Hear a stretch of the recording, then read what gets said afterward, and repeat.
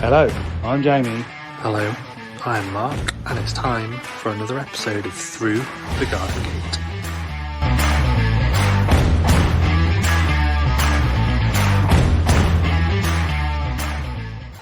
Ladies and gentlemen, boys and girls, and everything in between, it's Tuesday night, it's 7:30, it's time for another episode of Through the Garden Gate. Stop trying to steal my lines, you little monkey. I say Through the Garden Gate, yeah, well. Yeah, so stop trying to steal the extra bit. Dad. Line thief. Let's get Jamie in. There's Jamie behind a piece of paper. Jamie! Just reading, that's all. Reading. You stealing your dad's lines? Reading. He is, he was just trying to take the whole intro then. I didn't think he was there when I first come in. You was on your own, and he just went. You can never get Stuck rid your of head him. round a corner. He's always poking around somewhere. Like right Yeah. now.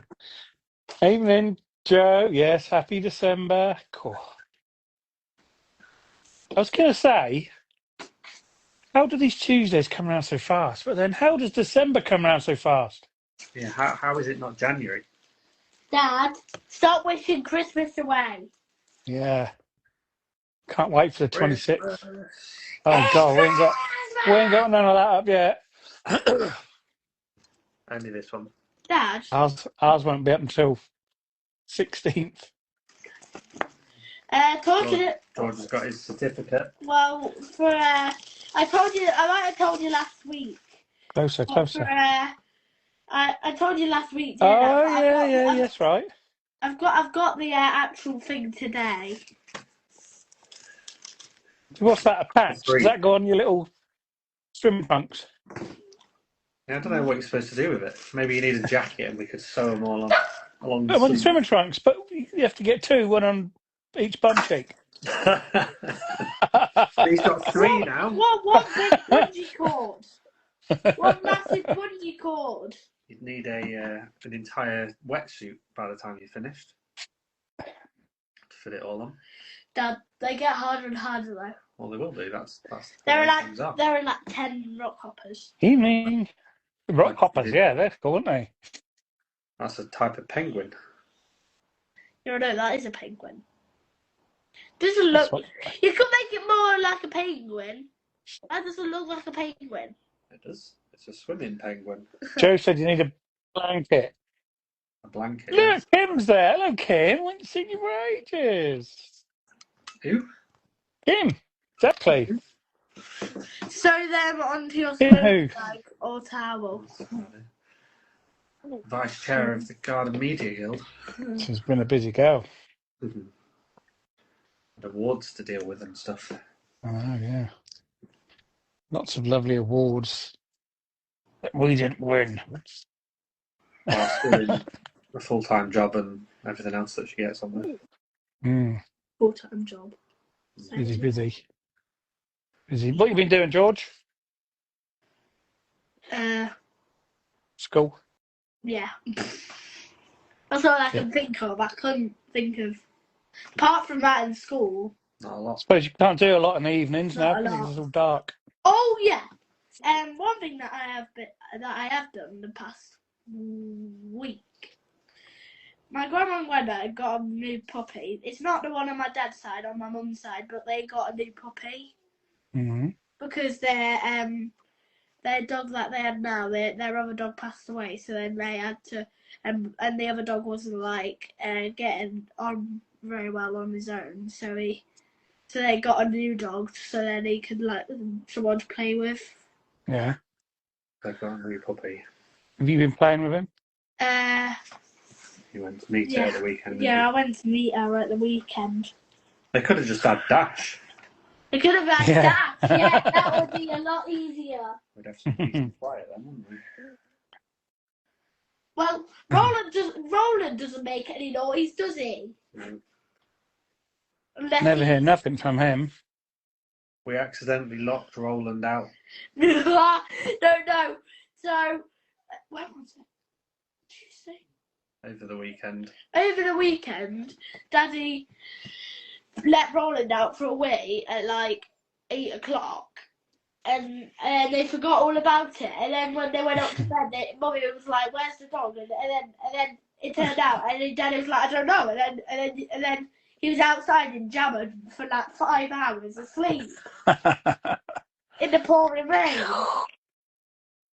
That Oh, evening that we boy. had all the rain as well, bless him. Yeah.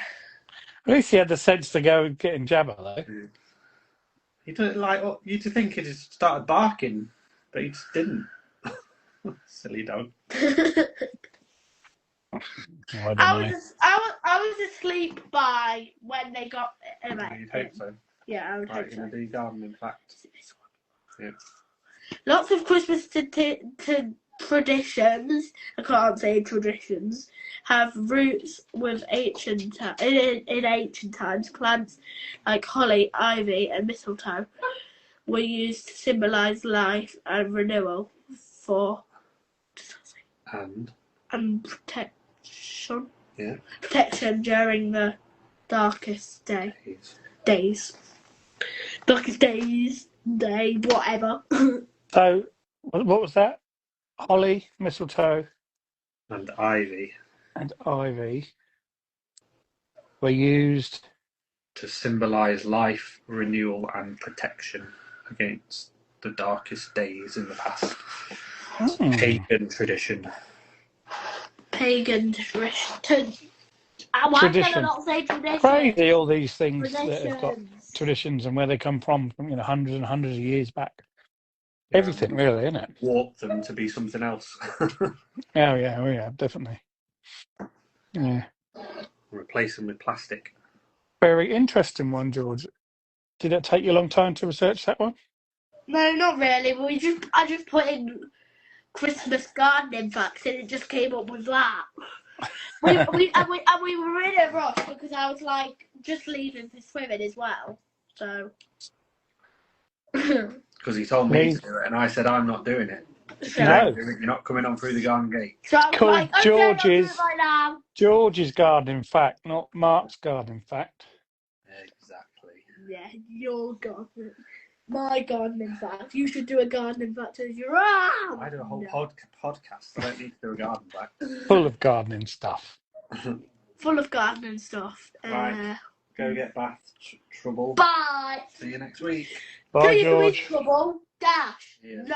That banana leaf looks a bit brown. Yeah. Banana? Yeah. Yeah, they tend to lose the leaves a little bit, but then there's like new leaves coming, so. Yeah.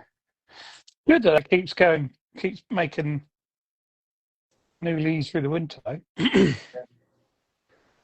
Well, as long as it doesn't get cold, it does just carry on, but more slowly than what it does in the springtime. Because of the light levels. Yeah. I was out earlier and I saw a really big, massive full moon at about 2:30 this afternoon. Yeah, it was out early. Mm.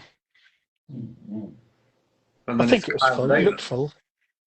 Yeah, it's clouded over now because we've just had rain. I thought it was going to rain over the podcast and I was have to go somewhere else. Oh, you're in a conservatory. Has it got a plastic roof? Yeah. So it's been really loud. Yeah. Yeah. I wouldn't have heard anything. You wouldn't have heard a dash whinging. That'd be a shame. So did you get any gardening done this weekend? Nah, not a bloody thing. No. Not a thing. There's so much going on all the time, and night times and puppies and ridiculous. Busy. Other than harvesting food. Well, yeah, I'll go out there and I still harvest stuff and bring stuff in, to eat, but it needs clearing and mulching, really. Make time at weekends. I've got some good broad beans growing at work. and coming up Have you? nicely. Yeah, I think they'll put them in soon. Yeah, I ain't done that. I ain't sown any. To be honest, I don't normally sow broad beans before Christmas. Yeah, I need to focus and make time because not that I'm wasting my time. It's not as if I sit in front of the TV all day, but you know. Just never. Winter does just feel different, doesn't it? Like you just Mm. don't have those evenings, and that's your allotted time But for doing that's the the thing. garden. You think it's 4 o'clock now and it's dark, and you know you can stay up there till 9:30, 10 o'clock in the summer, and that's a massive amount of time. Yeah. Well, yeah, 5 hours. 4.5, 5 hours Yeah. is half a day, isn't it? If you can get a Which, few hours a day, it makes all the difference. which is probably more than what you get at the weekend because you've got other stuff to do at the weekend. Definitely, yeah. You never get like 4 or 5 hours in one hit on a No. weekend. Whereas during the week when you got the light levels, you can spend a couple of hours every evening. Mm. Yeah.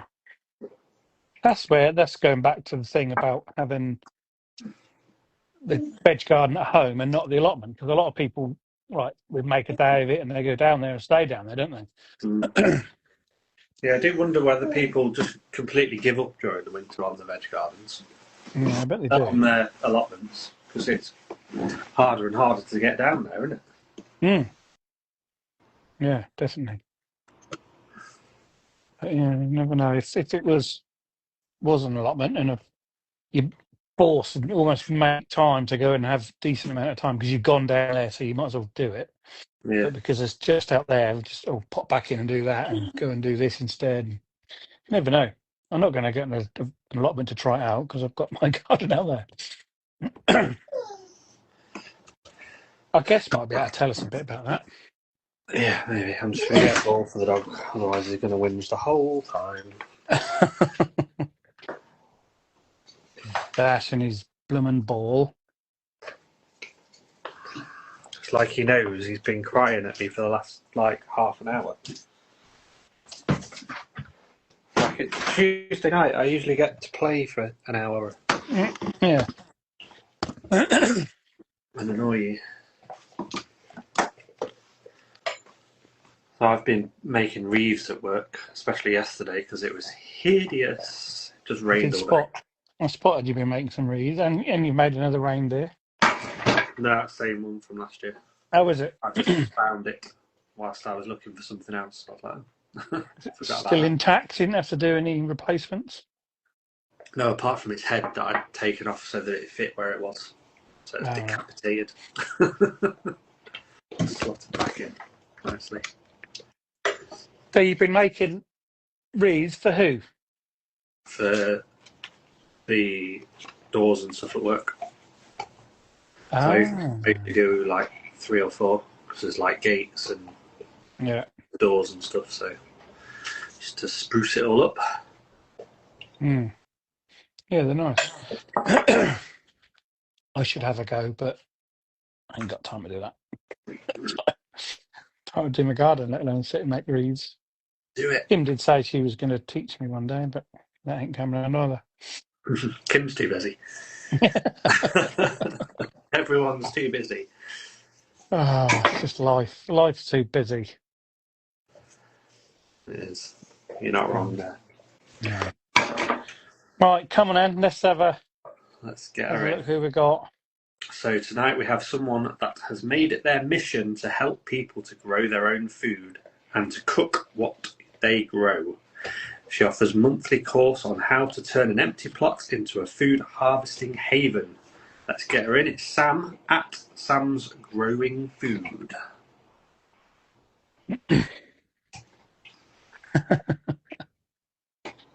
We're all about 50 miles away, Kim. Evening. Hello. How are you? I'm good, thanks. How are you? Yeah, really good. Thank you very much. Thank you. Been looking Good. forward to this. Yeah, I'm a bit nervous. No, don't be daft. It's always best to say that though, isn't it? Because then it breaks the ice a bit. Exactly. There's nothing to be known. It's just me, you, and Mark having a chat. There's nothing else. Yeah, Nobody just a little else. chat, that's it. Yeah. Oh, And you are veggie all the way through, so you're no different than me. exactly. And my little Yeah. pumpkins in the background. So As what you about you? What did you hear us talking about? Well, me talking. I ain't got no time to get out there at the minute. Have you got plenty of time to get out there? So I work 7 days a week growing food. So I basically spend as much time as I can in the garden, really. So Ah. Can't get enough. yeah, definitely, I'm obsessed. See, I would love to have that as a job Yeah. to sit and grow food. How do you get into that? So about 18, 20 years ago, I'd had children and I'd had an autoimmune condition for 7 years, and it sort of dawned on me that everything in our world, in society, was toxic, and that included food. So I sort of did a bit of research into it, and I realised how many pesticides and chemicals and things that were sprayed on food. So I decided to start growing my own, and as I had children, I wanted them to eat food that wasn't sprayed with chemicals either. So yeah, so I started off in my back garden, just on a small scale, growing food, and then I accidentally got into working at their school as a teaching assistant. So they had 7 big vegetable beds there. So I progressed bigger into the school and basically started teaching children to grow food. And so I worked on these 7 big veg beds. And then I got really hooked, having grown in a slightly bigger space. So I then got half allotment plot. And then the plot next to me became available. So I then got full allotment plots. I had 2 halves. And then I went from that to doing lots of outdoor learning and that in the schools I was working at. But I was teaching the children to grow food at school, but it wasn't kind of fulfilling what I sort of wanted to do. And so in about 2021, I suddenly got completely obsessed with wanting to start a community garden, with wanting to teach people to grow food. And I literally couldn't stop thinking about it. Whether you believe in manifestation or not, who knows? It's a bit of a hippie thing, isn't it? But my whole brain just went into, I need to be doing this, and it all just started to happen. I found a job running 2 massive allotment style gardens with young adults with special needs, and we were growing food for our little farm shop on site. It was at an outdoor education centre. So I did that for 4 years, and they also let me set up an area to run a community garden as well. So everything sort of started happening. Yeah, so every time on the growing scale, I've just sort of gone on a ladder and have got bigger and bigger and bigger and bigger and more obsessed with growing food. Brilliant. what a journey. Yeah. Fantastic. And also I've come from a background of just a normal sort of working class family. I don't know anybody that grows food. I've always grown up on the edge of the town. And so I taught myself everything I know. I just felt that I'm quite an independent person, and if I'm told what to do, I don't listen. Do the opposite. I'm a bit of a rebel with a smile, you see. So I just thought that if I taught myself how to do stuff and basically messed it all up along the way, it would be the best way to learn. Definitely is. Definitely. Yes, the only way to learn, isn't it? You get it wrong and you don't do it next year. Yeah. Well, you really do learn the lesson. Yeah, and so I didn't, as a child, I kind of played in the fields and messed about in the mud and rolled around in the trees and made fires in the bushes, and just dug about, like.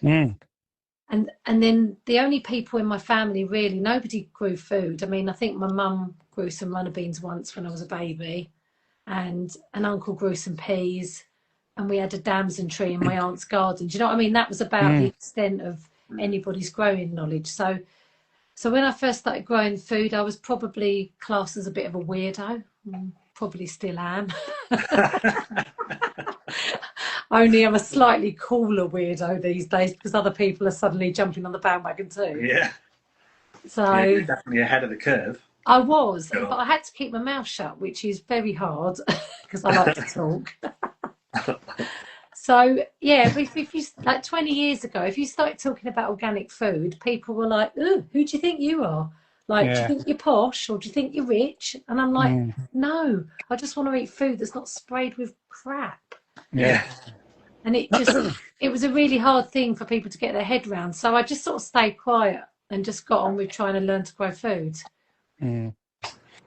That's the thing I've seen on Instagram a few times recently. Some man is walking down the street or walking down the field saying, "Why is organic food called organic and normal food is called food? Why is it not, why is it Yeah. not the other way around?" You know what Yeah, I it should mean? be called chemically sprayed food, shouldn't it? Yes, Yeah. yeah, and then just Organic food food. should just be food. Yeah. It's just ridiculous. I mean, the amount of pesticides, herbicides, fungicides, growth inhibitors. I mean, you can just go on, can't you? That's just what's sprayed on everything before as it's being grown. And then Mm. you get to the ultra processed food and all the stuff that's added to it in factory production that gets wheeled out in the supermarkets. I mean, it's just disgusting. It's Have you got probably got worse. any names and numbers of all them things, what you just said, so we know? No? It's just, what do you mean, names and numbers? Well, what chemicals, all the different ones you're Oh saying, God. and I mean, herbicides, it just covers a whole list of things, doesn't it? Pesticides, I mean, you've got glyphosate, haven't you? That's the one that everybody knows about, Roundup. That's the one that they've kind of that's the spoken weed about. killer, yeah. Yeah, but it's just I get why farmers have to do it. I mean, if they're growing something like a grain, then if you've got like the wrong weather conditions, which happens all the time in this country, then they have to spray things on to counterbalance what they're doing. So it's a pretty tough world for the farmers. I'm not like slagging them off at all. It's such a tough world for them that they've got into this whole system where they're buying all these genetically modified seeds and they're spraying them with genetically modified like chemicals and Mm. it's costing them so much money to not even make a profit. It's It's a bonkers. vicious circle. We Yeah. knew that. We had a farmer on a couple of weeks ago, and he was telling us, wasn't he, Mark? It was Yeah, just that's what devastating. actually got me watching you two guys Okay. because I've been following him along because I've just found it absolutely fascinating that he really seems to be setting a really good example of just modelling behaviour that other people can copy. Do you know what I mean? He knows. I think if you watch what he does, he understands. He's still using chemicals in some form at the moment because it's almost like they have to try and wean themselves off. They can't just go from like one system straight to a different system because they've been doing it for years. Yeah. So there's a huge amount of sympathy with and for the farmers in that respect because it's a really difficult thing for them to change. But yeah, so I've been following him and I've just found it fantastic what he's been doing really, and he's just setting such a great example to other farmers. We just need to bridge the gap, don't we? We need to do more direct gate sales. We need to be cutting out the middleman. I mean, and don't get me wrong, there will be people that will always use supermarkets, and yes, I do pop there for the minimum amount of stuff that I can buy. But if we can get more people doing direct gate sales and going straight to the farmers, then it gets them a better deal, doesn't it? Well, it'll force the supermarkets to change their practices. If more and more people start turning away and going directly to the farmers, and the farmers are getting more money, when the supermarkets come and say, "Oh, we need some carrots," they'll go, "No, I'm not selling you my carrots because I'm selling it to the people and they're paying more money for it." Yeah, So rightly you've got so to as change the well. system. Yeah, I mean the supermarket's been screwing the farmers for years, haven't they? Yeah, the Just- whole God. thing's just crooked. Just horrendous. I mean, like you either take our deal or you don't, and that's it. Or tell them to turn their crops back into the soil. I mean, it's disgusting. Like they had a whole field of onions, for example, and say the onions don't hit the right size capacity. Oh no, we don't. We'll take some of your crop. We won't take all of it. I mean, it's just disgusting. Yeah, it is. I know they're trying to do the whole wonky veg thing, but I think that's just a token gesture to try and keep people quiet. And I'm not being funny. When you grow your own food, that is wonky veg. I mean, like, you Yeah, get some real comedy carrots, don't you? And potatoes. So yeah. their wonky veg isn't wonky veg, is it? I mean, it's just, let's make wonky veg normal. Do you know what I mean? It doesn't matter how a carrot grows. When you've washed it and cut it up and it goes in nice little slices, no one knows what it looks like originally. No, It exactly. doesn't matter either. That's the thing. No, Doesn't of matter. course it doesn't. They ain't seen any wonky veg till you've seen some of my parsnips. Yeah. Oh, have you seen the octopus ones when they'll do that? Yeah. They're great, they are. I mean, which nutrient were they going for? Every direction. Honestly. Brilliant. I think you just saying, Mark, about the supermarkets, but that's such a long way away to be able until any supermarkets would take any bother about that at all. Yeah. Such a long way away. They're so big, and there's the massive percentage of the country world use supermarkets. It's such a long way away, isn't it? Obviously, we've Yeah. got to keep doing it and try and do it as quick as possible, but how do I you? suppose it's supply and demand, isn't it? So, I mean, everybody's got really busy lives and everybody's rushed off their feet just keeping up with the system. Do you know what I mean? Paying your taxes and paying your bills and getting your mortgage and doing this and driving a car. It's just everything, isn't it? Everyone's so busy. Such little time that supermarkets have just, they've so cleverly steered us into this one place fits all.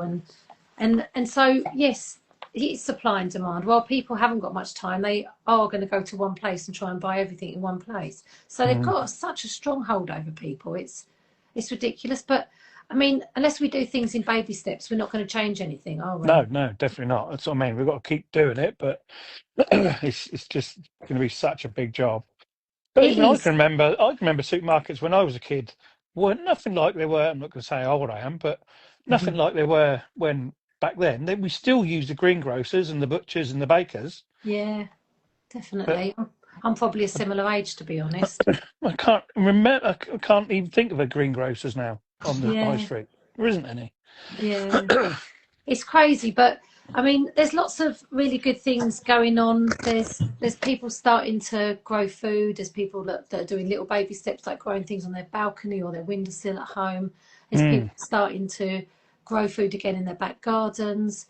There's sort of community projects that are popping up, food growing hubs. Do you know, there's some really good things that are happening around the UK. So as well as the farmers have got to do their bit, but people have also got to do their bit. We've got to start to take back some of our own power as well, and reclaim some of the old skills lost. Because if we don't, I mean, I'm quite independent. I like to provide for myself. I like to stand on my own feet. So for me, I like to just grow my own food. I want to know where it's coming from. Mm. Yeah. And it's a lot of the stuff in the supermarkets has been grown for shelf life and profits. Yeah. It's all about money, isn't it? So if you've got a carrot, they've grown a particular variety that stands well on the shelf and it will last forever, and they make the maximum profits out of it. They don't pay the farmers fairly in the long run. And then what are you getting? Nutrient dead food. Yeah. That's not fresh. It's not. Yeah. My what I say about the thing in the supermarkets is the round, red, snookable type tomatoes, which taste of nothing, Yeah. and every single one's exactly the same.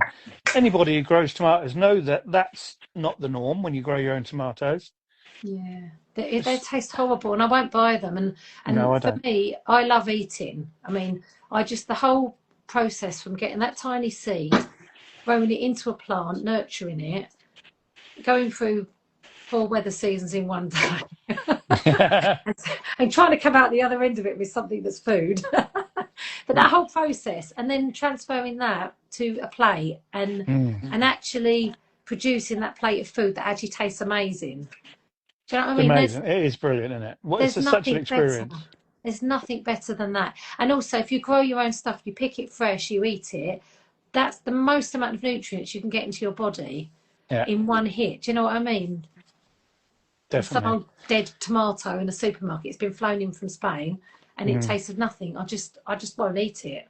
So, artificially ripened as well. oh, it's Yeah. disgusting. It I've really said is. for years now, I just don't buy tomatoes.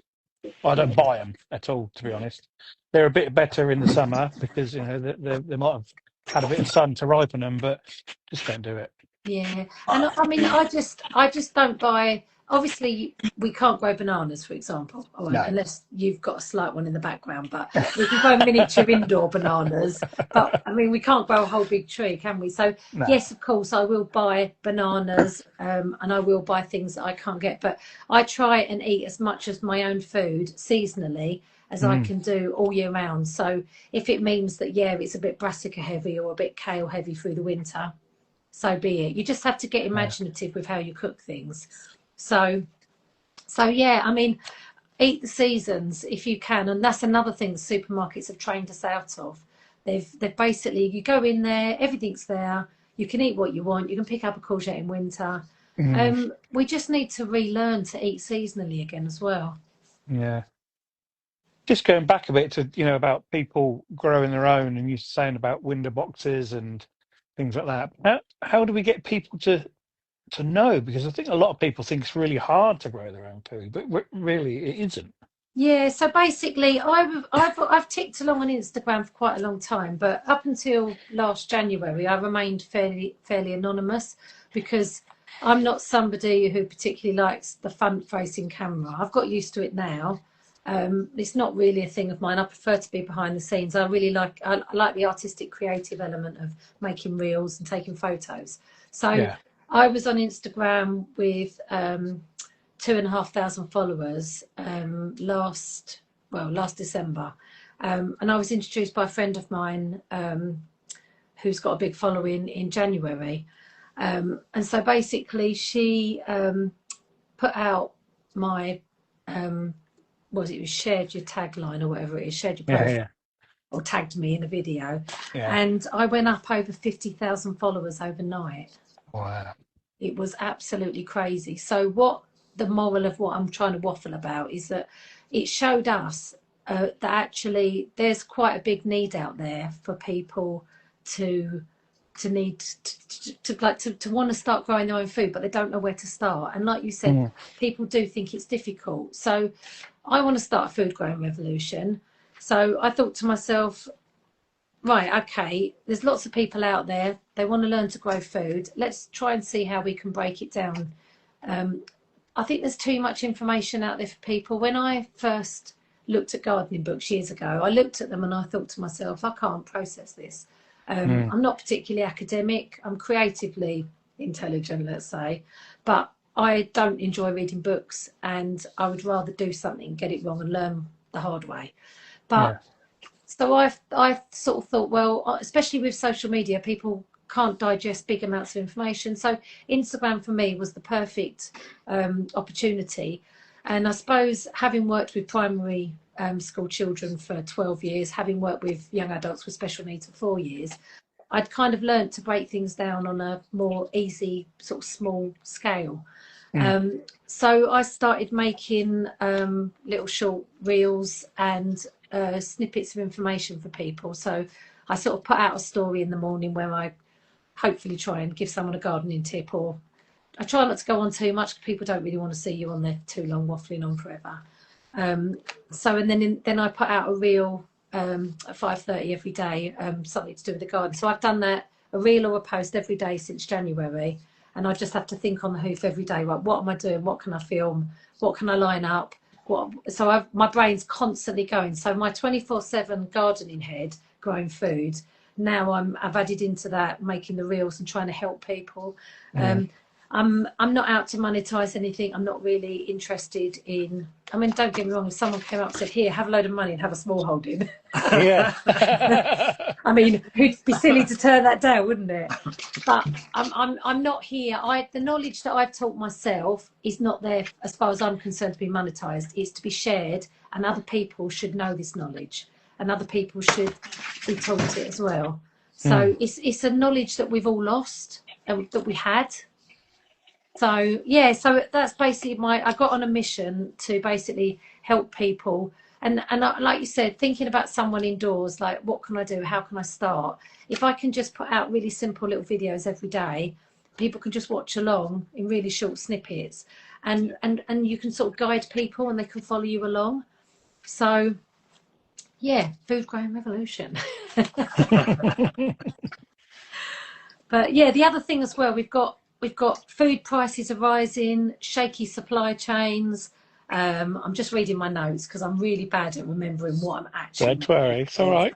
So yeah, if you just excuse me. Yeah, so you've got rising food prices, shaky supply chains, and I think people want control over their own food again. People are starting to realise that it's not ideal.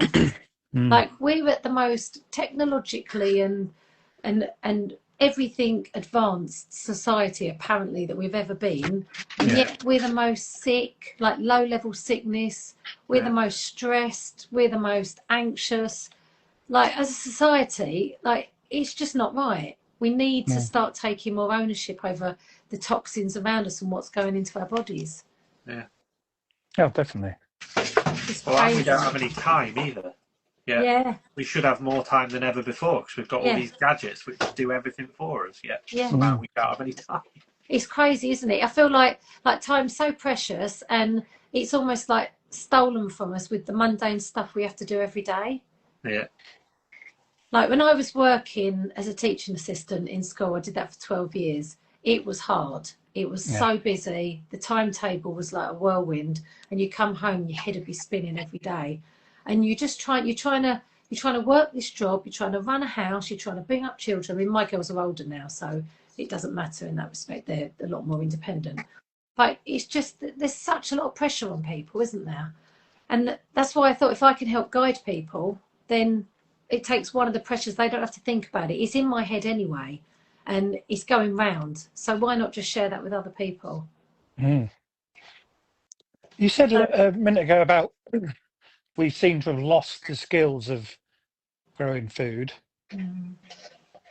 but it was back in the war. Everybody grew lots of food, a hell of a lot of allotments back then, wasn't there? My dad had one, granddad had one, and I think that's where I picked up the bug really. But then they all died to death, and then they picked up again at lockdown, went crazy, but I think they're all dying down again now. I think the problem is lockdown forced people into a situation they'd never been in before, and so a lot of people were like, well, I've got time on my hands, let's grow food. But the problem is that people have sort of slipped back. I mean, maybe because of their busy lives, maybe some people have become a bit complacent. That's not being rude or anything, but if they've slipped back into their lives and that they've sort of forgotten what they started doing. And I think that, I mean, the world's a bit crazy right now, isn't it? There's lots of strange things happening, and I'm certainly not going to get into anything political or whatever's happening in the wider picture.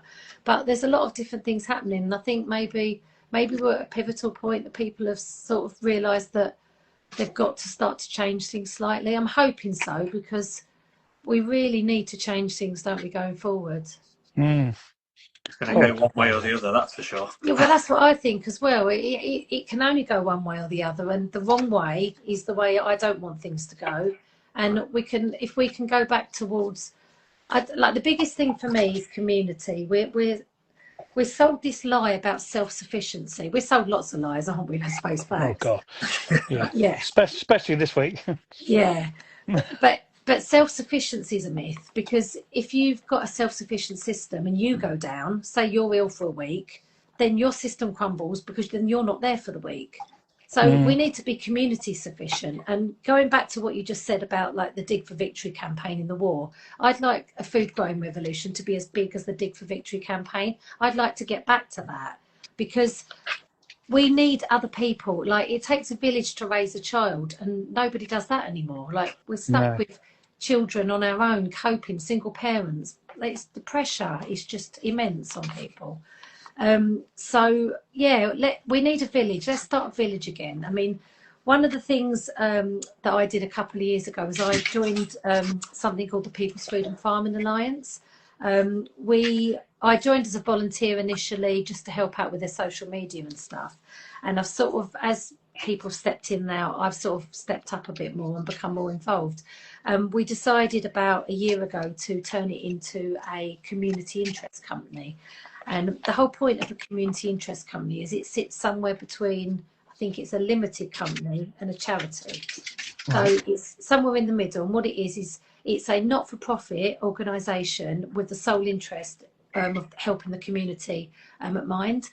One of the things that we want to do is we want to empower people to grow their own food, like learn to preserve again, support local farmers, and rebuild community resilience, because we've become so divided, we've become so separated. And it's a great game, isn't it, the media play?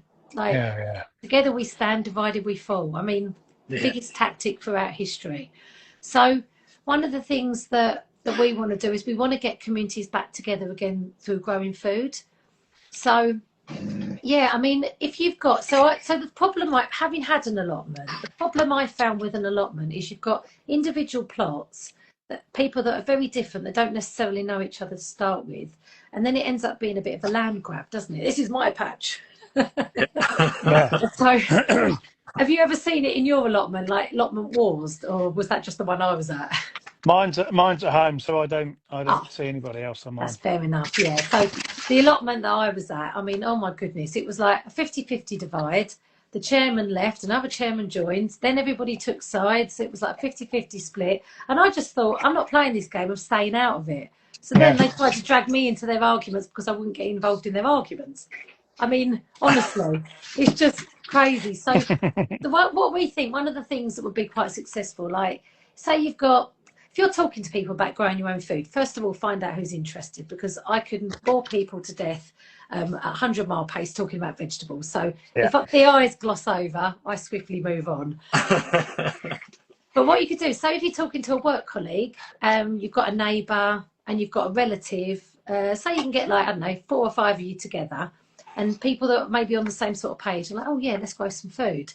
So the other problem people have got is people don't have necessarily have the space. So if someone's got a small garden, but say that person, say your relative or your neighbour's got an old lady they know who's got a really big garden, but she can't garden anymore because she's too old.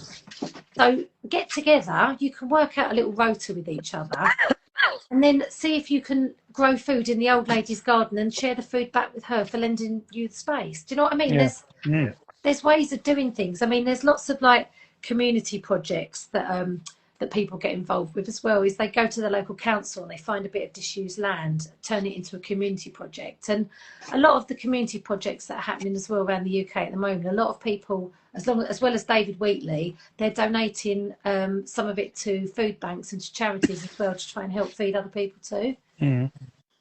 Like, you think when you save your own seeds, that's free, isn't it? Oh yeah. Free food. And the amount of money that they're charging for us to buy food now, if we're growing our own food, we're helping each other, we're working together as a community, then we can be donating food to people that need it. If it's free and you're not spending out huge amounts of money, you're pooling your resources. Yeah. I'm a bit involved. Well, I'm a little bit involved in a community garden scheme at the moment. It's on the side of the school. There's a patch of land, I don't know, about 6 or 7 meters by 25 meters. Excuse me. And a few weeks back, well, a few months back now, there was a thing in our local magazine. Somebody come up with the idea of changing it into a community stroke school garden. So I went to the meeting. Yeah, it all sounded really good. There was 30 people there. We all went outside and had a look, and we WhatsApp groups and all that kind of stuff. But they soon drop off. Yeah, I know. Gone and gone and gone. And now, you know, there's... You get your regulars, don't you? And I'm one of them. I'm really busy, but, you know, I've been focusing on, I've got them soil, I've got them compost, I've got, you know, scaffold boards to make things. I'm doing more of the structural stuff at the moment, but there's just no one there to put it together now. I don't think it's going to happen. It's such a shame, isn't it? Because, I mean, I had that with the community garden that we set up. We had a lot of interest initially, but we had things like people moved area, and we had like genuine reasons that people sort of drifted to the sides. But now we're down to our sort of core team that basically helps out with it. But you do find that people drop off. But no matter what happens, we have to make more of an effort, because I mean, what do we do in this country? We sit back and we import food in from another country. I mean, we've got so much land in the UK that we can be growing our own food, and most of it's owned by the rich or the Crown or the council or whatever. Do you know what I mean? These people shouldn't have a stronghold over all of this land. We should be allowed to have spaces given back to us. I mean, given back to us, sorry, the peasants. Do you know what I mean? Yeah. It's just, it's not right. And so, like, we shouldn't be sitting there and expecting Spain to produce our this and Italy to produce our that. And then there's even garlic coming in from China. We can grow garlic in this country. There's no excuse. Like, it's ridiculous. People are finding garlic in the supermarkets from China. Well, It's just crazy. Like, why unbelievable. Why are we like that in this country, though? Why do you think that we sit back and become complacent? I know we're busy. I get that. I don't know. But why? Why does nobody want to grow garlic for the supermarkets? Why?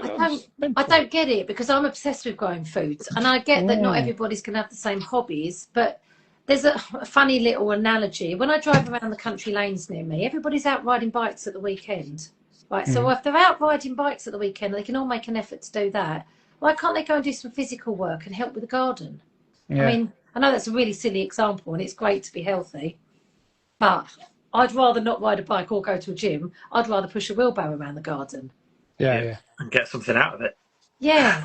And food. I mean, look, it's the biggest common interest with all of us in the world, isn't it? We all need to eat. So, and we all need to eat good food to be healthy. So why would you not want a garden? I don't get it. But if you can do it in shifts, if you can work together and you can support each other, then if somebody it can't do that day, then that's fine. But there's got to be a way that people can, like, get that passion again. And again, I understand what you said earlier about people don't think they can grow their own food, but once you start, it becomes really addictive. Yeah. I mean, I started from my back garden and luckily just went along and got bigger and bigger and bigger, and then I'm now so lucky to work every day growing food. I mean, I just feel so blessed and so grateful to be in that position. You should be. Yeah, I really do. I'm just like, every day I'm like living the dream. Yeah, definitely. You feel guilty for going to work. There's a lot of people on here. I've been just watching the comments. Look, Mrs. Double D 85 has said it should be taught in schools, which it should be. That is having the beginning of everything. I know, having worked in a school for sort of primary schools for 12 years, it's really difficult because the curriculum is so busy, and they do have elements of teaching children to grow their own food, but it comes wrapped up in amongst the rest of their day that they're doing. And the problem with teaching assistants or teachers teaching children to grow food is that their schools, some schools are better than others. Schools are so focused on academic results, data, ticking boxes, testing. Yeah. They're so focused on that because the government's asked them to do it that they're caught up in all of the busy stuff. And when it comes to growing food, you often just get left with some of the children that maybe aren't so academic, and they'll go, oh, have a gardening club. And so those children that maybe aren't as academic then get put out in the gardening club. So some schools do it really well, some schools don't do it at all, and some schools do it really badly. But it is also banking on the fact that you've got to have a member of staff that's got gardening knowledge.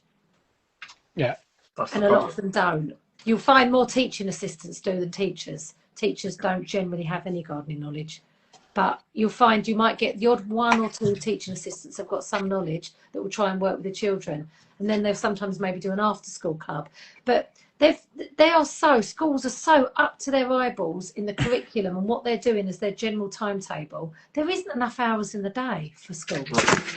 You've got one or two adults in a class of 30 children, which, as you can imagine, at the best of times is interesting. It's hard. It's really hard. It doesn't necessarily have to be a full-blown lesson outside in their own little veggie garden. I can remember at primary school doing the whole cress in the eggshell things. Yeah, and they It's the do that. process of sowing the seed and seeing something grow, and then you can eat it. It's that Yeah, process, isn't it? yeah, definitely. They do that as well.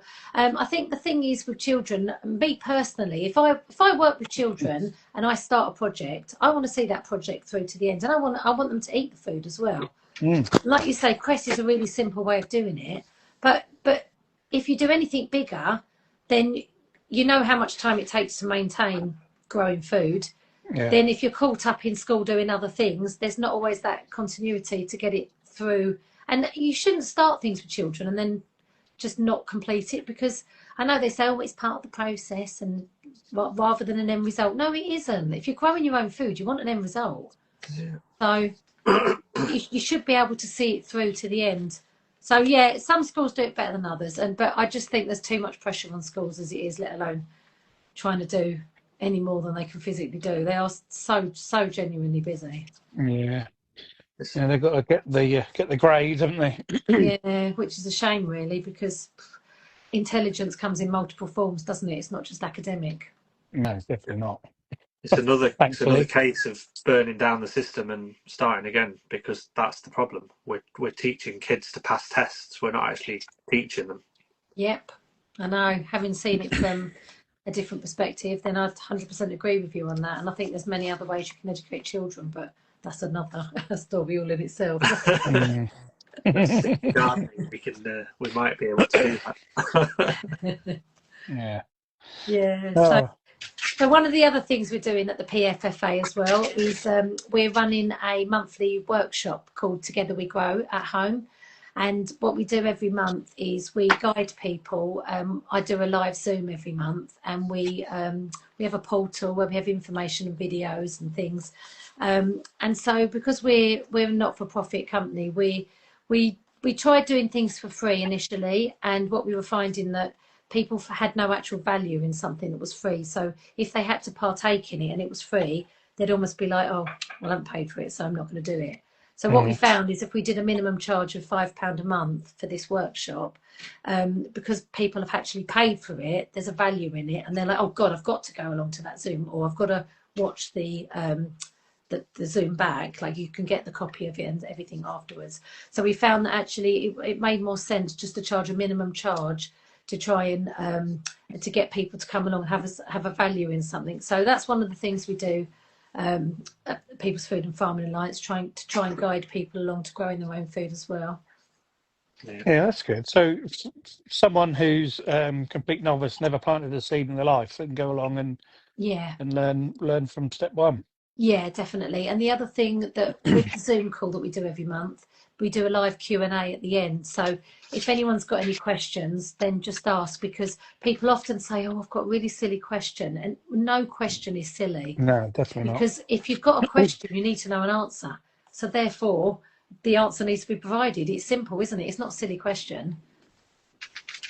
I was one of those really annoying children at school that asked too many questions. So I don't mind. Anyone can ask me what they want. It's probably karma. There's never a silly never question. too many. Never too many questions. Definitely not. No, as well. If you're asking a question, you need to know the answer. If the answer's not fulfilled, you're going to ask another question, aren't you? So yeah, questions provide knowledge, don't they? So definitely. Well, if people are asking questions, they're engaging in what you're talking about. Whereas if they just sit there and look like they're taking it in, you don't know they're taking it in unless they're asking the question. Exactly. Yes. We have really good fun actually on our live Zooms every month, because I've got a really stupid sense of humour. I like to have a bit of a laugh and joke with things. So we just try and keep it light-hearted, because at the end of the day, life's just a bit boring and a bit serious, isn't it? Definitely. A lot of it is, yeah. We need much more positivity in the world and spread the love. That's it. Done. I'm in. So what's going on in at work in your veggie plots at the moment then? So clearing beds really, and just sweeping up lots of leaves, but then I'm making leaf mould with that.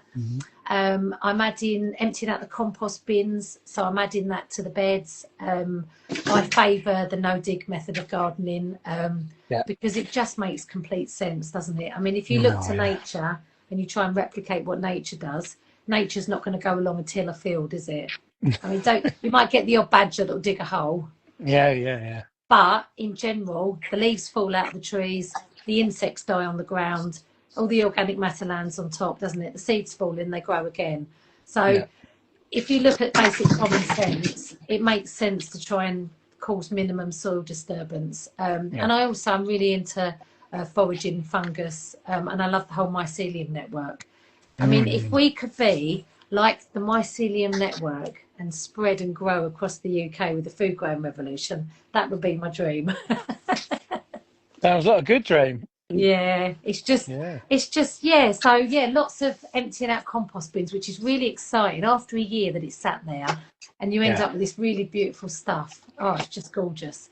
So yeah, spreading that on the tops, relining my beds. I like a plumb line. I like a stick. I like a nice bit of string. I use my feet to measure things, and I get that lined up, and then I get that compost on the top. And there's nothing more satisfying than stepping back and going, look at that straight line. Perfect. I'm not OCD, I'm creative. So and I've been taking out plants carefully, because I'm obviously mindful of like beneficial insects in the garden. So I've tried to really carefully I've just taken some sweet corn out, and I've just sort of cut it off at the base really carefully. I've just cut it into like big sections, and I've laid it really gently on the side of my compost bin, because there's going to be ladybirds and things hiding. Definitely. So I'm sort of clearing up carefully, adding compost, sweeping up leaves, making more compost for next year, checking my garlic and my onions are all doing well. I've actually done field beans this year instead of broad beans. I normally do aquadulce broad beans, but I decided that I'd just bung a load of field beans in, because actually they're smaller. If you eat the actual bean, they're delicious, and they're a bit smaller than broad beans. So I've sown a whole bed of those. They have just gone great guns because we've had such a mild patch, and then the frost tipped them all over the other day, and I thought, shall I use them as a green manure? And then they've popped back up straight again. So if they make it through the winter till next year, then we'll have field beans. If not, I'll sow some more later on. So so just ticking along. Still got loads of brassicas in. Leeks are doing really well. Swede had a bit of a struggle in the summer. It was so hot this year that it didn't bulk up as it normally does. So it's kind of slowly expanded slightly. So I've got small swede this year. Everything's ticking along. The beetroot are still in, the carrots are still in. I've harvested most of the potatoes. I've still got a few sneaking about here and there. But so there's still quite a lot of food going in the garden. Kale chard, spinach, all the stuff that can survive through winter, spring cabbages. So just growing as much food as I can. I'm starting to empty out the polytunnels. So I've got the tomatoes out of the community garden one, but the polytunnel I work on in the daytime, that's a polycrub. So that is holding its heat really well. So what's that? It's a polycrub. It's got the polycarbonate. Okay. So like the poly-eco one that we've got. That's what we've got then, Yeah. They call it a polycrub. So it's not a Never heard that. Yeah, that's how it was marketed when it was bought, a polycrub. Oh. But so polycarbonate, but that holds the temperature a lot better. Yeah. So the tomatoes have not been killed off in there, but they're obviously starting to just they're holding, aren't they? They're just hanging on. My tomatoes are still just hanging on. Yeah. The ones more in the middle, at the ends, I found that them ones they're on the way out. But my chilies and the in the peppers in the other one are still going fine. Mine are as well. I've still got loads of peppers that I'm just we're working our way through to just try and pick them fresh and eat them. And then chilies. I like making chili jam. So I'm going to get a load of chilies. You have to send me your recipe for chili jam. I'm going to do a reel on chili jam actually. I've because obviously you know what it's like at this time of year. You sort of dip in and out of the weather, don't you, with the gardening? So every day that I'm kind of out and really doing something productive, I've just been trying to line up as many reels as I can. So I think I've managed to line up my scheduled content till about next Wednesday. Wow. So I'm just like, right, counting down sweet corn, let's make a video. So yeah, so I'm definitely got a chili jam on the cards, hopefully for the end of next week. So and I'll share the recipe for that. I'm switching obviously to some cooking stuff as well, because obviously it's nice to know how to cook your produce, isn't it, as Yeah, well? definitely. So That's what we yeah, need. You need lots of decent recipes rather than just yeah. meat and two veg thing, because that just it's no inspiration at all just to go No, well, and cook. that's the other thing, isn't it? People are so busy that it's hard to think about cooking as well. So Mm, again, if I can help people with a couple of ideas, oh look, let's cook this. They could be like, oh yeah, let's have that for dinner tonight. yeah, And again, it's using that seasonal food. So one of like the really basic ones I always do, and I've got this lined up as a reel as well, is like greens in butter and garlic, and it's such an easy, simple, quick thing to do that you can use as a seasonal recipe. But you yeah, could have it as a side. You could have it on toast with eggs. Do you know what I mean? You mm, can sort of you could end up almost like, I don't know, just chucking it in with something. You can make like a lasagna with the wilted greens, like doing like more like a cheese and spinach type lasagna. yeah. So it's just giving people ideas as well. We've got so many greens out there because it's all, just about every brassica leaf Yeah. can be used as a green. Yeah, exactly. Which is why it's a brilliant, simple recipe, because you can pick anything you've got Yeah, and just chuck it in, and you can have different just textures in it. cut that middle stalk out, and then you're well away. Exactly, and Yeah, and obviously, like your kales hold the shape a bit more when you cook them. Your mm, spinach wilts completely in your chard, and your brassica leaves are somewhere in between. So you yeah. get some textures in amongst the greens as well if you cook and use a different variety of ones. I love squash. I love squash. Oh, look Squash at are my this. second favourite things after What's your tomatoes. first favourite thing? Tomatoes. Oh, of course, yeah, Yeah, yeah. yeah. I Always, think, always. oh yeah, that's definitely a good shout. But squash are just so good, aren't they? You cheeky Brilliant. curry and Yeah, ground best one. beans. They're my two. They're my favourite, two favourite as well. Yeah, I like Turk's turban as well. That one's quite nice. Yeah. Although probably not allowed to say that anymore. Apologies. It's not politically correct, is it? But that is the name of it. I'm sure that's what's written on the seed packet. So It is. here you are then. You just have to be careful, don't you? I'm not out to offend anyone. No, I'm sure you haven't. Oh, but yeah. And what did I grow this year? Oh, this is another good one. Autumn crown. Yeah, oh, lovely. Yeah. They're cross between like a sort of a butternut squash, and like you get the, I don't know, that Marina di Chioggia, like the fancy posh Yeah. pumpkin shape, sort of cross between that sort of thing, but they're delicious. That looks like it's grown for slices, isn't it? Yeah, You can slice exactly. in That's what I'm between every saying. You ridge. go down and Yeah. do nice little wedges of roasted squash. Yeah, lovely. It is Mm, beautiful. But yeah, yeah. have See, to that's I'm really. it's another thing people don't really eat, isn't it? Because you go to a supermarket, you could never buy a squash like that. Like they just yeah, don't do them. You get pumpkins at Halloween, and then they're out. yeah, exactly. And Butternut squash is the they only one do you'll get. butternut squash. That's Yeah, about the only one, isn't it? And yeah, then anything else that's another shape or colour, like you say, they just sell it for Halloween. yeah. Crazy.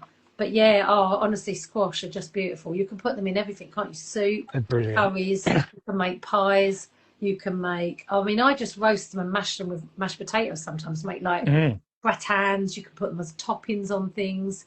You yeah, you can't can, beat them. you can make cakes, you can make biscuits, like literally pumpkin everything or squash everything. Mm. Brilliant. And yeah, I must have probably 25, I imagine now, to get through over the winter. So it's good. At least 25. Yeah, I've got Yeah. a few lines up on that rack. I've got a few lines up on that rack, and I've got a rack in the hallway that's got them on as well.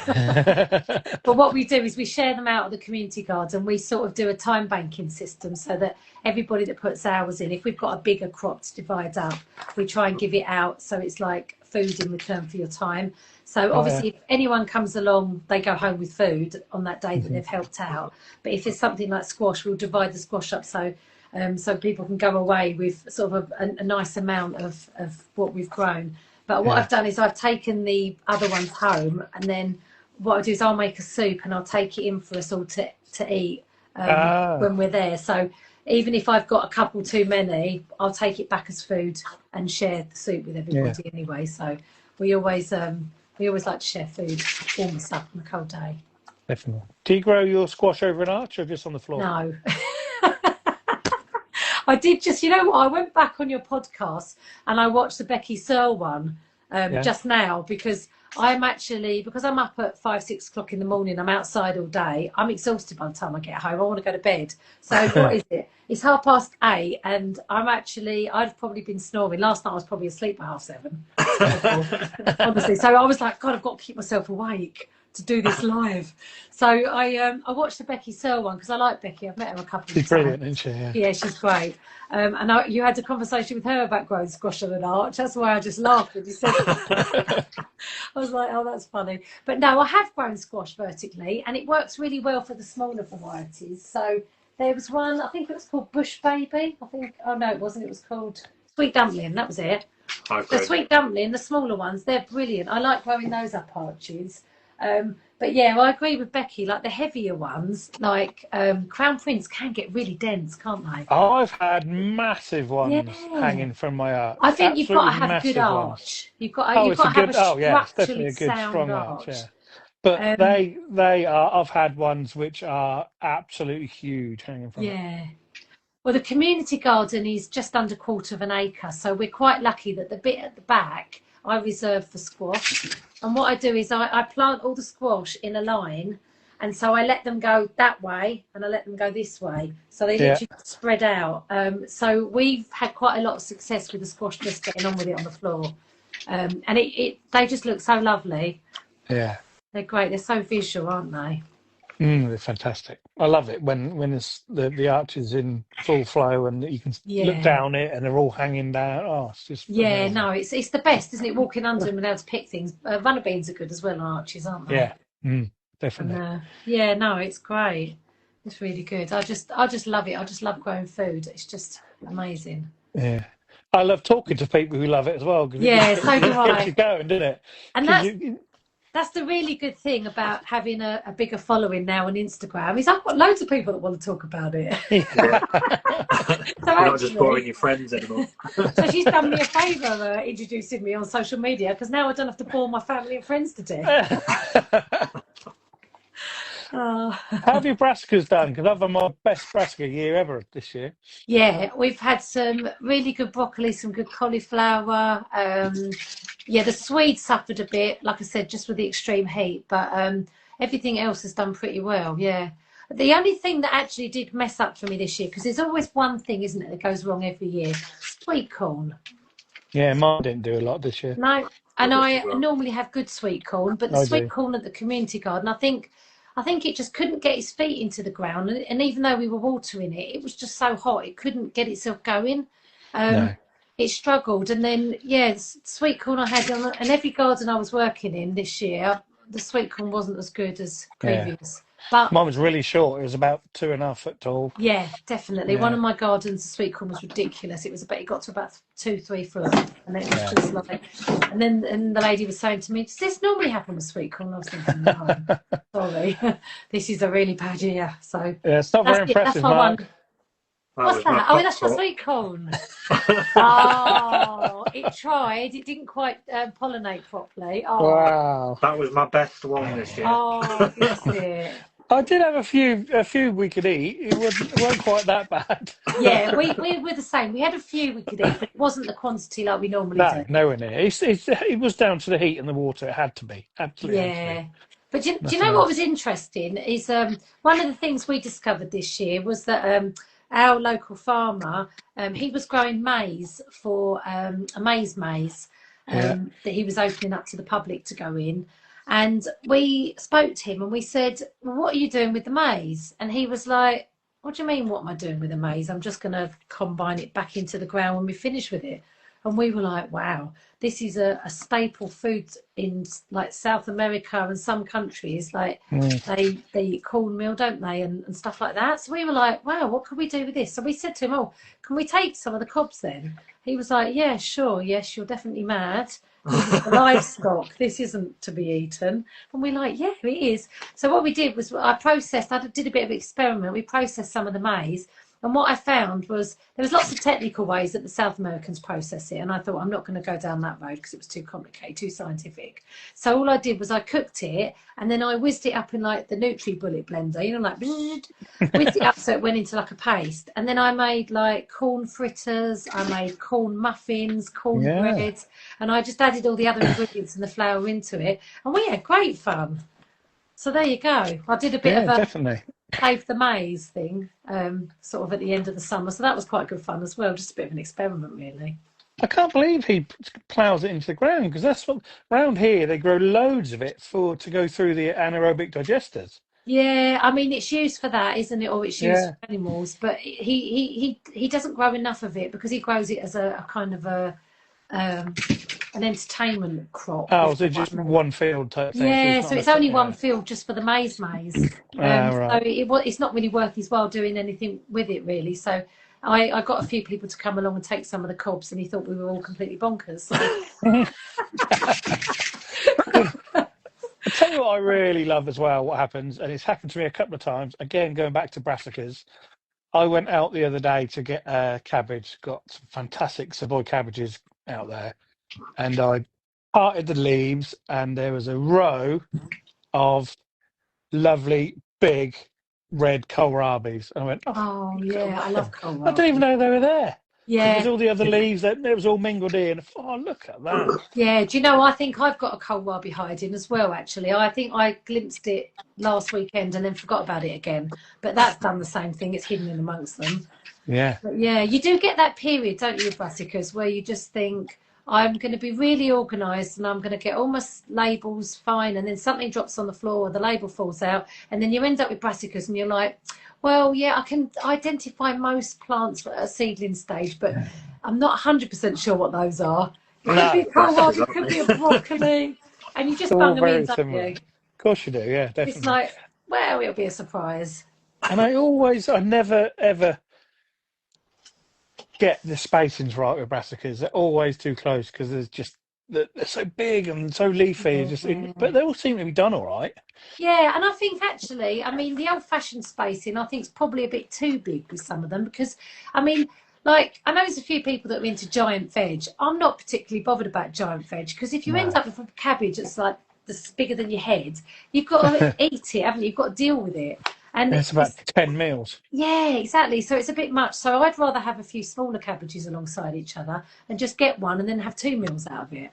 Yeah. Rather than faffing about. So yeah, I'm not bothered about the spacing too much. I think it's better to try and pack as much as you can in, really, and it keeps the soil covered as well, doesn't it? It stops things from technically popping up. I don't want to keep talking about my brassicas, but I had got some Romanesco cauliflowers, and I was so chuffed when I saw them a couple of weekends ago, and they're brilliant, really nice and tight, and lovely. Yeah.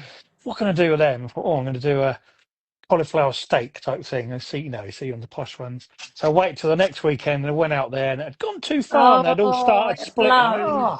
That's so frustrating. Gutted, the problem gutted. is, with cauliflower and with Romanesco, the minute you've got a head, you cannot take your eye off the ball. No. You literally have to be like watching it because it's that balance, isn't it, with the weather? Like if it's cool, it will tick along, it will get bigger and then it'll be fine. But if you suddenly get like this really mild period, it can go bang, just blow. That's it. I still had it, but I just used it as fruit. So just cut every little fruit off and use it like that. But I've been thinking for 3 or 4 days, I'm going to have this lovely big cauliflower steak like you see the chefs on telly doing. Oh, that'd be lovely. And no. That's a shame, isn't it? That's just typical though. That is cauliflower for you. Anything in that sort of like family, they're terrible. Broccoli's a bit easier. It doesn't go quite so quickly, but cauliflower. No, it doesn't. No. Yeah, but they still taste good. It doesn't matter, does it? Once you cut it out, it's not the end of the world. Exactly. No. And that was the day that our whole plate was vegetables, and Teresa and the kids went, "Where's the meat?" No, not today. No, definitely not. Oh. Can't you only got all them beautiful veggies sitting there? Yeah. I don't think I could be a vegetarian, but I could certainly eat a lot more vegetarian meals. it's funny, isn't it? Because there's lots of food fads out there. Like you're either this or you're labelled as that or that. Well, I just like to eat what I grow first. So there isn't a label for that. Maybe we need to make one up. But eat what you grow. Pick what you can grow, and fresh eggs from like hens, back garden hens as well. Like if you can do all of that first, then it's just the better way of eating, isn't it? And then if you want to prioritise eating a bit of meat as well, then get it locally sourced from a farm shop or somewhere you know where those animals have been looked after, and there's been a real small footprint on that as well. Again, local farm shops and real farm shops, not the ones that sell all the stuff that they've imported in from all the other countries and they pretend they're a farm shop. So annoying, isn't it?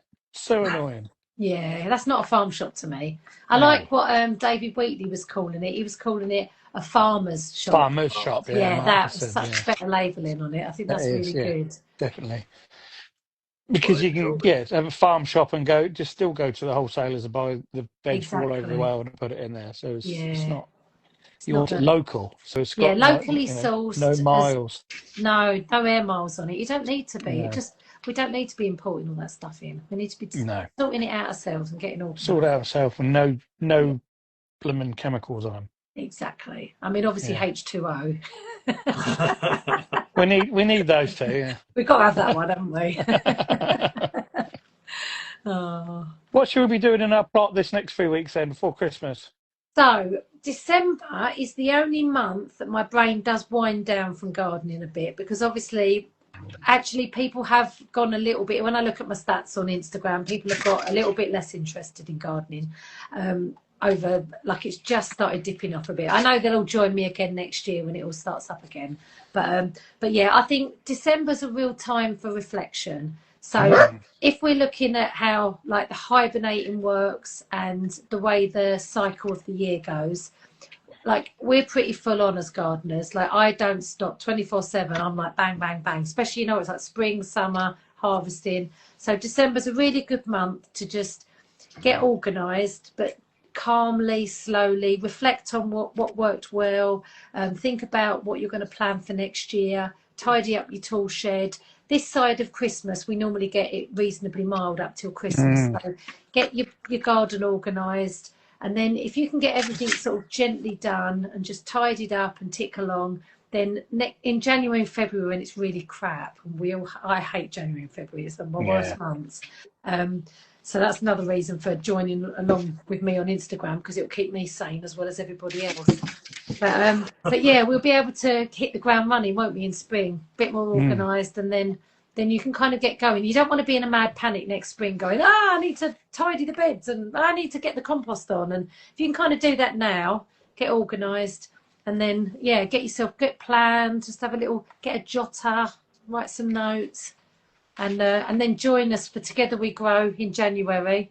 And then we can start guiding people along again as we start to tick through the year. Because there are seeds you can sow in January. You've got onions, you've got peppers, chilies, and aubergines if you've got heat and light set up.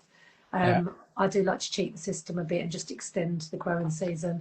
Yeah, you're not the only because one. why not? I mean, it's depressing in January and February. I'd rather be trying to grow a few bits and bobs. But last January, I did pea shoots on the windowsill. Yeah, we got everybody just being able to grow something quick and harvest it and sprinkle it on their food. And it's so good. Yeah, they're lovely, and you could do some microgreens as well. It's just January's boring, so tidy up and get organised and reflect, I'd say, for December. And Sounds good to me. Have a bit of fun at Christmas as well. Let your hair down. Yeah. If you've got any. Sorry, I couldn't resist. Yeah, okay, the cheek of it. The cheek of it, Mark. Well, I know I could sit here and talk veggies with you all night, but we can't because you need to be in bed. Yeah.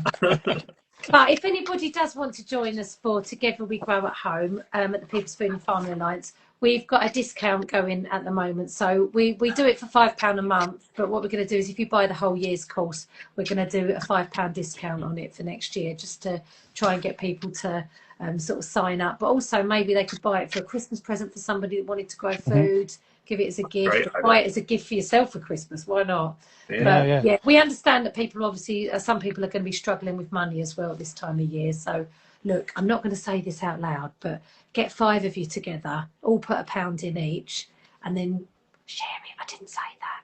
Yeah, But yeah, why not? I mean, I know like what I you say, mean, get together with people. There's ways of doing it. Just try and yeah, let's start a food growing revolution. There isn't anything more I can say than that. Just No, grow let's your do own it. food, nutrient dense, good for your health, and yeah. So where can people find out about it then?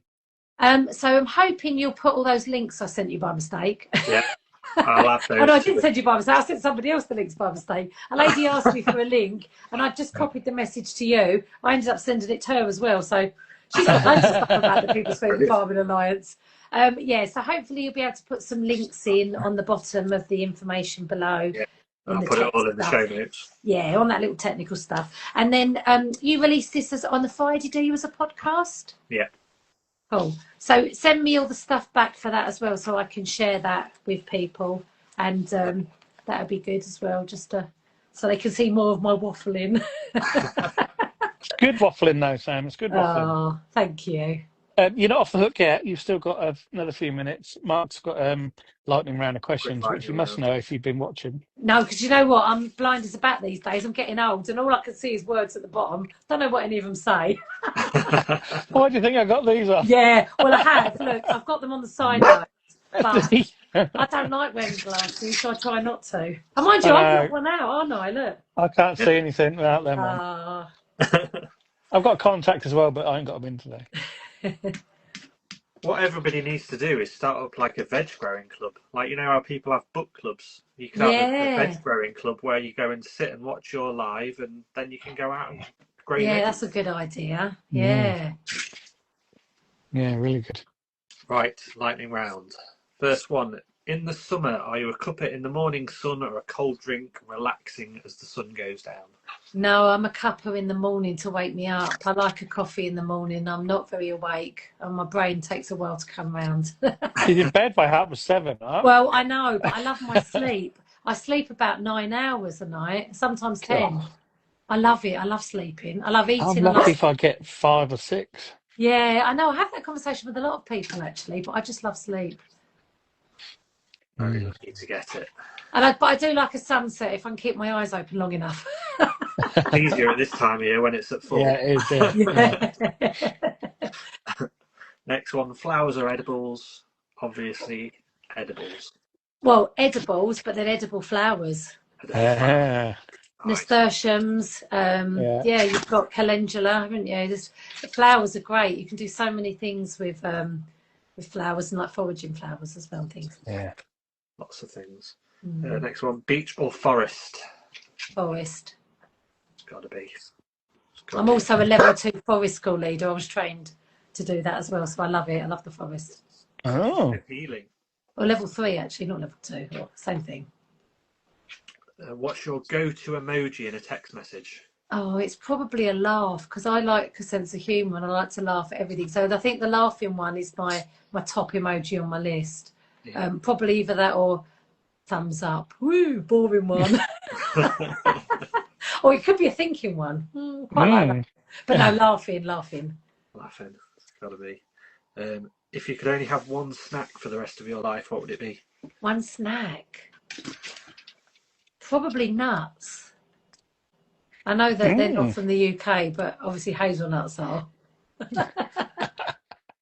Oh, I kicked my thing. Any specific nuts or just nuts in general? No, let's say hazelnuts, because then we can be UK, and walnuts. We grew loads of walnuts this year. Hazelnuts and walnuts, because they're both UK. I love walnuts. Yeah. Oh, they were so delicious. We got so many. It was a good year. One of my mum and dad's friends was loaded. Got a tree, and they just literally had bags and bags and bags of walnuts. Yeah, I spent days picking them up. Every time they fell out of the tree, every time the wind blew, I got another load. It was brilliant. Finish the sentence. My perfect day would be gardening or growing food. It's what you do. Exactly. Every day's perfect. Exactly. Favourite season? Spring. I love spring. It's new life. It's the buds on the trees. It's the lambs. Oh, everything about spring just floats my boat. And I was born in spring as well. I'm an April birthday. Yeah. if you could make one thing disappear from your garden or the gardening world, what would it be? Bindweed. Or creeping cinquefoil. That's probably just as bad. Yeah. Creeping cinquefoil, I think, is worse than bindweed. Yeah. That is a problem on your plot, because that's not something I've really Have ever... you never had creeping cinquefoil? Oh No. my God, it's awful. It's just, it seems to have followed me wherever I've gone. Everywhere I go, it's like more creeping cinquefoil. It looks like strawberry leaves. It's got little tiny yellow flowers, and it goes out on a runner like strawberries as well. And it spreads like a carpet if you're not careful. And the roots are so thin and deep. Absolute nightmare. Look out for that one. So next one, favourite weed. It's not going to be creeping cinquefoil. Favourite weed, let me see. Now, there's a lot of favourite weeds because you can eat quite a lot of weeds. So probably dandelion, because the whole of the dandelion's edible. You can eat the root. You can I've roasted the root and eaten it roast, but you can grind it and make it into a coffee substitute. You can eat the leaves in the salad. Yeah. And you can use the flowers to make a honey or a jam. Yeah, brilliant. It's a pioneer weed as well, so it always makes the way first. Good for the soil. Yeah. Favourite gardening scent? What, as in smell? Yeah. Broad bean flowers. Oh, they're lovely. Have you smelt them? Yeah. Because it's not until you actually get right down and smell them, you're like, oh my God, why have I never smelt this before? It's just like heaven. Have you tasted? I know you lose a broad bean pod every time you pick one up. Have you tasted them? No, I'll have to do that next time. They're amazing. Wow. Yeah, I know, literally. And the fresh leaves, like the Yeah, And the then leaves, next the small leaves. Next is probably lavender, but yeah, love lavender. Nice. Last one, if you could choose 3 people to garden with, who would they be? That's a really good question. You know what? It wouldn't be anybody from the gardening world. And that sounds really bad, doesn't it? The only reason is because I choose 3 people that have never gardened before so I could teach them. Ah, Like that. Yeah. And that's then good. show them 3 people that wanted to learn. That's it. They got to be interested and want to learn. Yeah. Yeah. Great answer. Brilliant. Thank Yeah, you love very that. much. Sam, that was fantastic. Thank you. Thank you, and thank you for answering my request to join you guys, because I've never done a live before. And I just thought, do you know what? I'm going to just reach out and I love the interview that you did with David Wheatley from the Petite Peonies, and I just thought I'd just give you guys a shout. So Lovely. thank you so very much for having me on. We always love it when somebody comes to us. Yeah. We don't have to approach them. Yeah. Have you ever interviewed Jack's Patch? No, don't think we have. He's a really nice young lad, lives locally to me, and he's doing some really good stuff. He did a podcast the other week with somebody, but he's one of those people I just really like. Okay. I think he used to do his own podcast, didn't he? But then he stopped doing it. Yeah, he's done all sorts of different things over the last few years. He's sort of evolved a bit. But yeah, he's just a nice guy to chat to in the gardening world. So Right. yeah, Well, he's probably going to hate me for saying that. He'd be like, Yeah. cheers, Sam. We're going to bombard him now. Say, come on. Just say, blame it on Sam. It's all over. Yeah. Oh, go on. Get yourself to bed. Yeah, thank you so much. It's lovely Thanks, to meet Sam. you. No, Take thanks, care. Sam. See you later. Bye. Bye. Brilliant. That could have easily gone on for another hour talking about veggies. Yeah, there's never enough time. But yeah, No. she's brilliant. I'm very pleased she did approach me, because Yeah. I hadn't heard of her. It was a new discovery to me. So Yeah, lovely. Yeah. it's just another example of how brilliant this podcast is at connecting people. Yeah. You know, the amount of people I've discovered and through doing this that you never would have spoke to without us doing it. That's the thing. You don't realise how many people on here actually are gardeners or interested in gardening. So many. Yeah. Yeah. I think I might actually join her thing and do it next year. I know I've been gardening for God knows how long, but veg gardening is something that I've never, really done that well. Mm-hmm. So it'd be good to just have that prompt. I've got to join the live, and Sam will say what she's doing, and it'll actually give you that kick up the bum to do it. Definitely, yeah. Take the pressure off and be a novice for a change. Nothing wrong with being one of them. I really enjoyed that. It's very, very good. Brilliant. And look at that, we're on time. 9 o'clock. On the nose.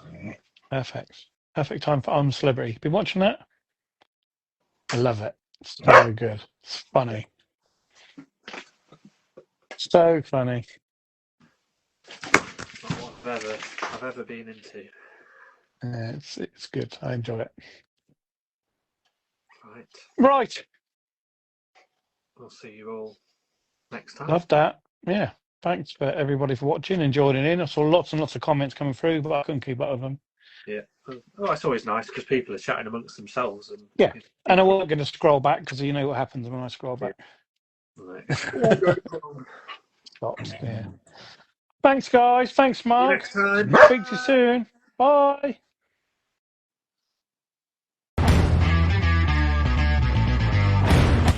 Thank you for listening to Food Garden Gate.